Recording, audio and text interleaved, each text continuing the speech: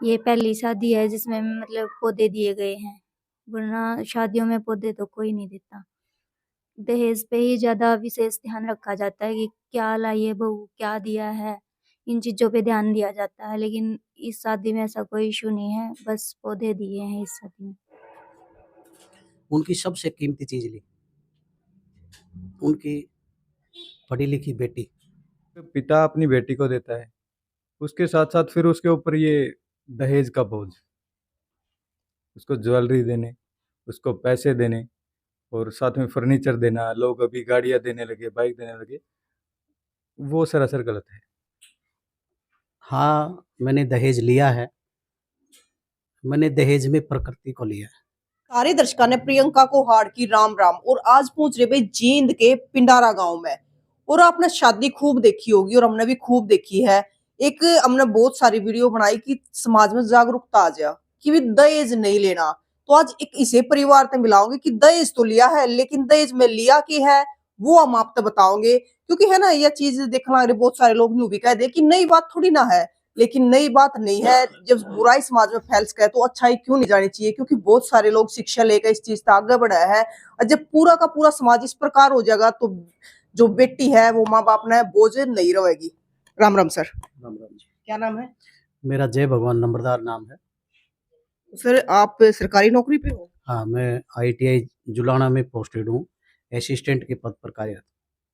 तो सर आपने दहेज तो लिया है अपने बेटे की शादी में, लेकिन दहेज ऐसा लिया कि शायद पहले देखने की तो मिला ही ना होगा।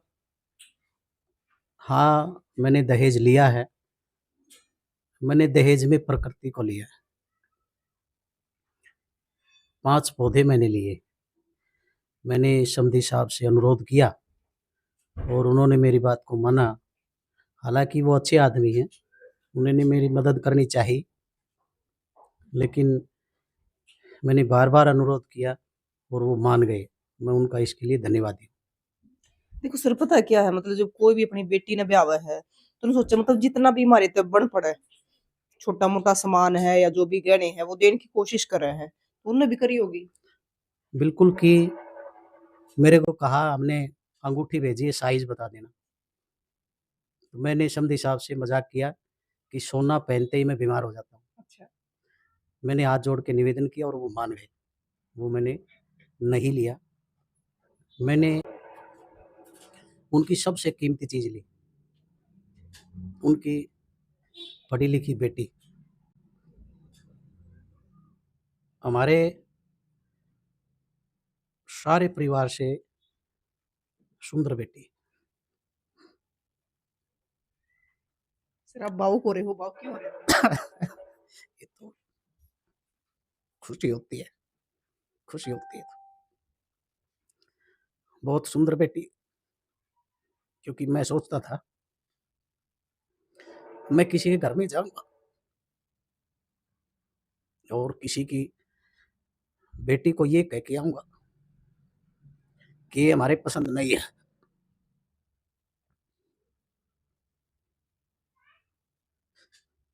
मैं उस घर से खाली कैसे आऊँ?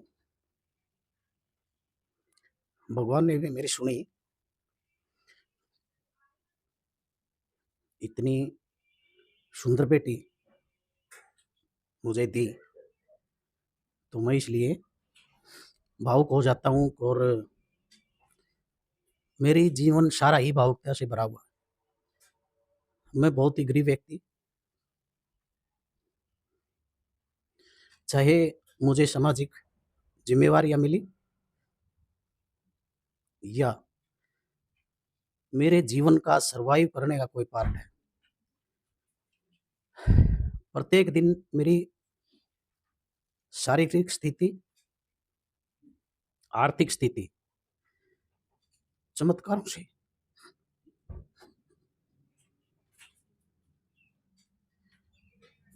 से भरी पड़ी है। ऐसे मतलब आप समाज सेवा भी बहुत करते हो। इसलिए हर दिन मुझे चमत्कार याद आते हैं और ये भावुकता नहीं है, ये परमपिता परमात्मा के चरणों में मेरे मेरे फूल हैं।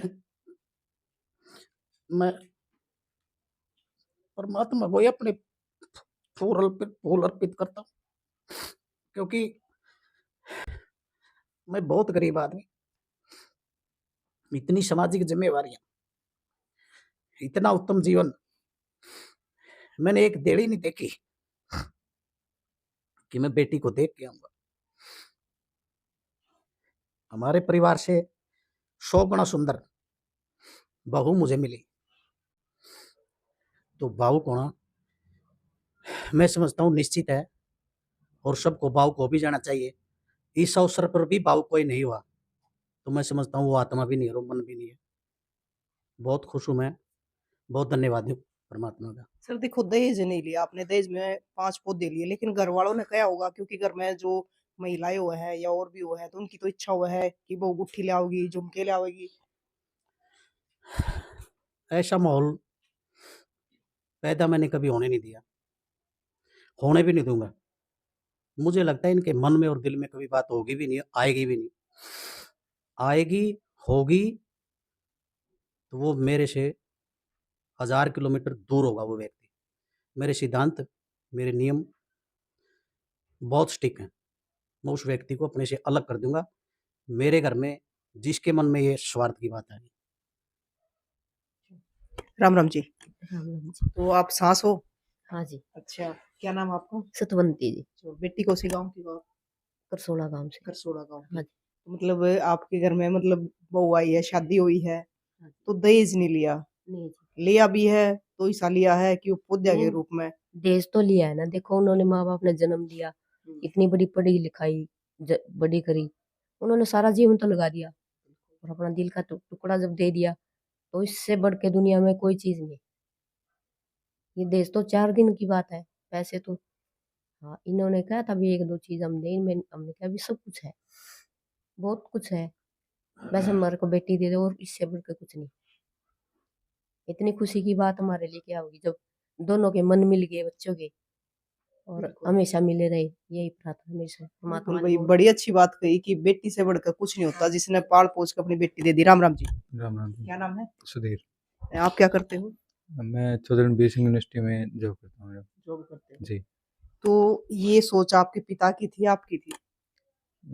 मेरे पिता से ही मैंने सीखा है, अच्छा। और हम पूरे परिवार की ये सोच रही है कि हम इस प्रकार से शादी करें कि जो प्रकृति के टच में हो। और मेरा भी यही फैसला रहा शुरू से कि मैंने शादी जिस दिन करनी है वो डेट भी हम फाइनल करेंगे और उसके अकॉर्डिंग ही हम शादी करेंगे, क्योंकि हम उस दिन प्रकृति के लिए काफ़ी सारे जो सेवा के कार्य हैं वो करेंगे। और मेरा मानना ये है कि हम सेवा के कार्य जो करते हैं उससे शुभ अवसर और शुभ दिन कोई भी नहीं होता। तो आपने दहेज में 5 पौधे लिए, जी। कौन कौन से पौधे थे?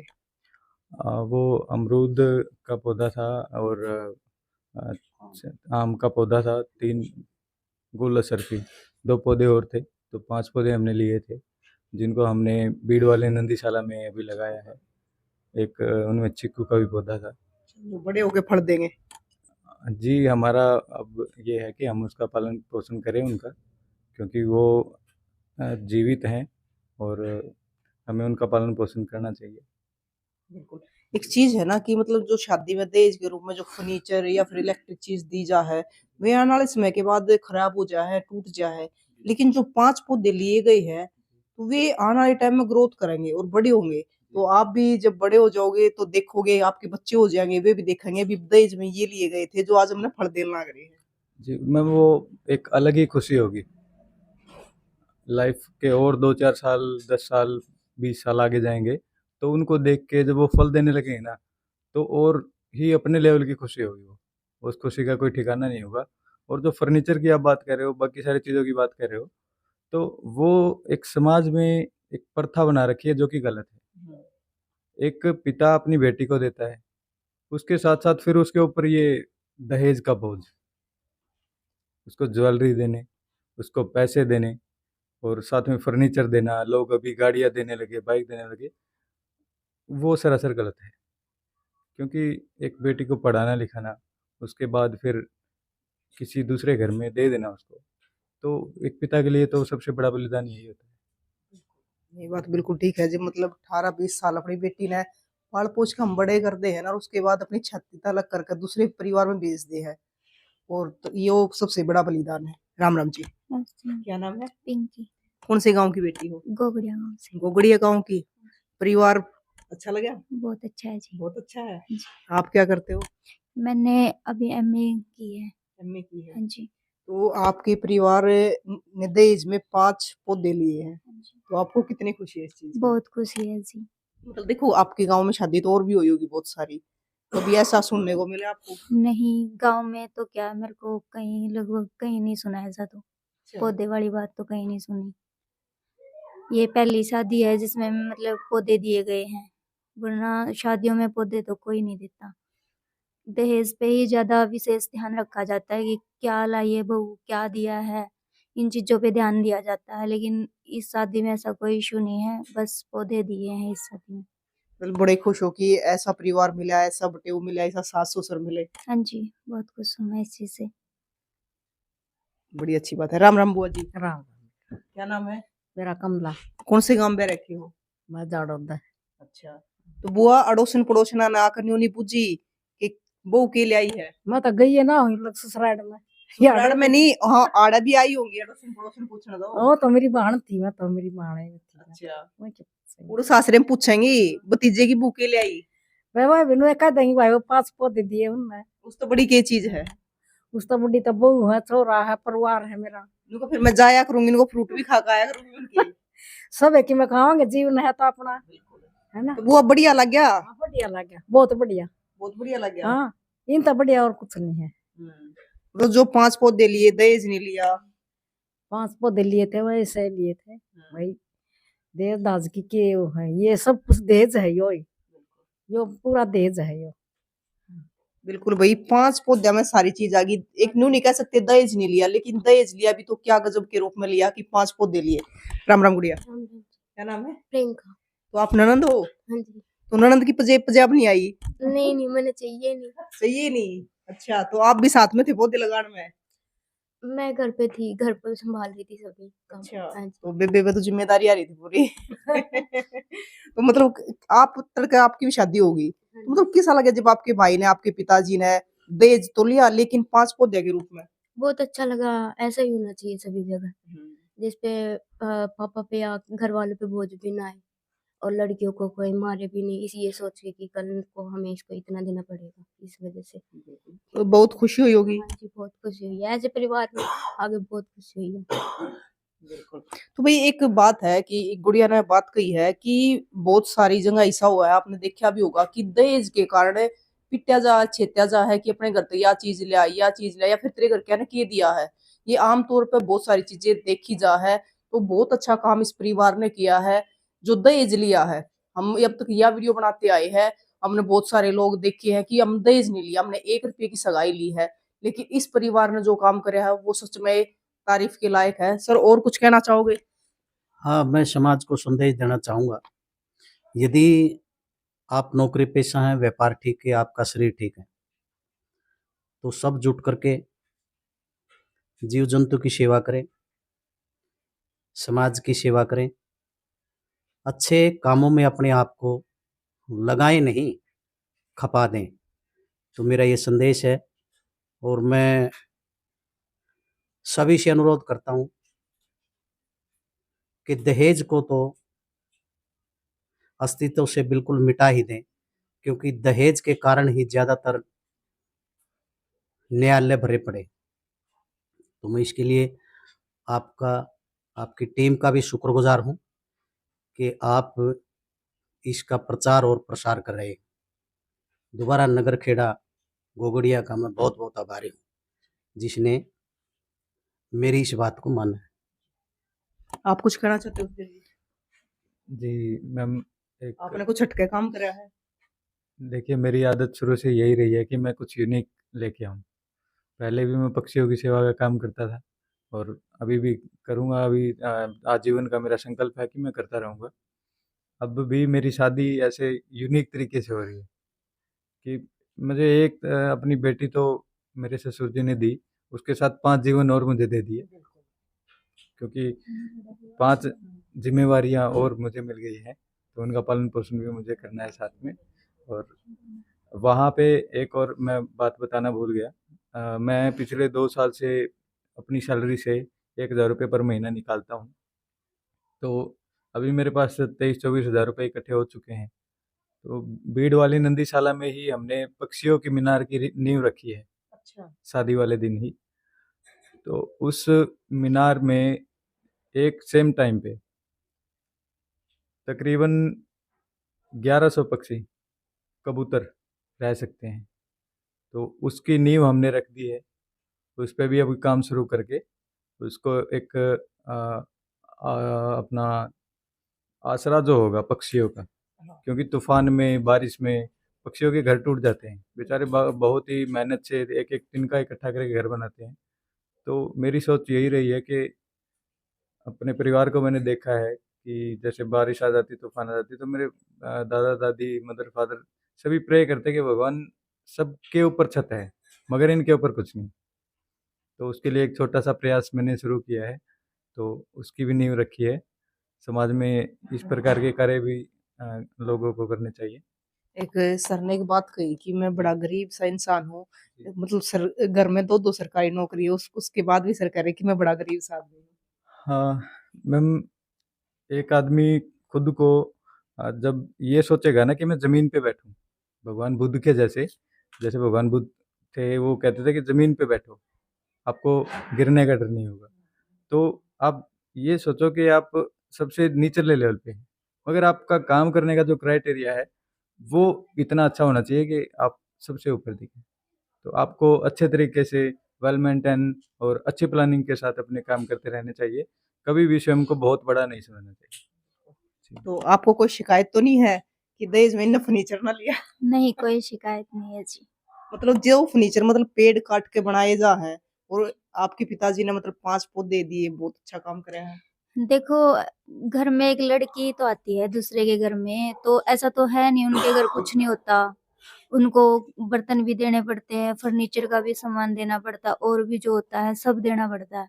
तो एक लड़की जाती है, ज़रूरी तो नहीं है कि भई उनके वो सब लेके आए। तो ये मैं तो मानती नहीं, ये दहेज प्रथा को बिल्कुल ख़त्म ही कर देना चाहिए, बल्कि पौधे लगाओ, अच्छी ऑक्सीजन मिलेगी, बहुत कुछ। हाँ जी, बस। तो भई इस चीज़ से सीख लेनी चाहिए समाज ने कि आप दहेज तो लो लेकिन इस रूप में लो कि उसने पूरे समाज ने भी उस चीज़ का फ़ायदा हो। और इस चीज़ पे मैंने एक ताई की बताई और बात याद आ गई। ताई ने बताया था कि जब मेरी शादी हुई ना तो मेरा ससुराल न्यू बोला कि बर्तन मत दिए, चौधर बोला दहेज उसमें दुसर में। तो वो पूछने लगी, क्यों? क्योंकि बोला छोरी जो बर्तन दिए जा ना न्यू दिए जा, छोरी जाते न्यारी हो जाए। लगता है क्योंकि अगले के घर में सारी चीज़ हो अगर देखी जाता है। तो भई परिवार में सारी चीज़ है, 2 सरकारी नौकरी भी है और भगवान की दया से सुख समृद्धि है और अच्छे संस्कार वाली बहू आ गई है और पूरा बढ़िया परिवार मिल गया है। तो आप भी इस वीडियो ने ज़्यादा से ज़्यादा शेयर करियो और आपका क्या कहना है वो भी ज़रूर बताइयो, क्योंकि एक तो 5 पौधे लगे उस दिन और दूसरी पंछियाँ खातर नींव रखी गई है ताकि उनके घोंसले बन जावे। क्योंकि पहले हमारे हिल्ली होया करती या पुराने घर होया करते तो उनमें चिड़िया है, घोंसले हैं, खूब सारे पेड़े होया करते, तो अपना घर बना लिया करते, लेकिन उनके अब वो घर रहे नहीं है। तो उसकी भी नींव रखी गई है, तो बहुत ही बढ़िया काम करा गया है। तो आप क्या कहोगे ज़रूर बताइए और तस्वीरें ज़्यादा से ज़्यादा शेयर करियो। फिर मिलेंगे। जय हिंद।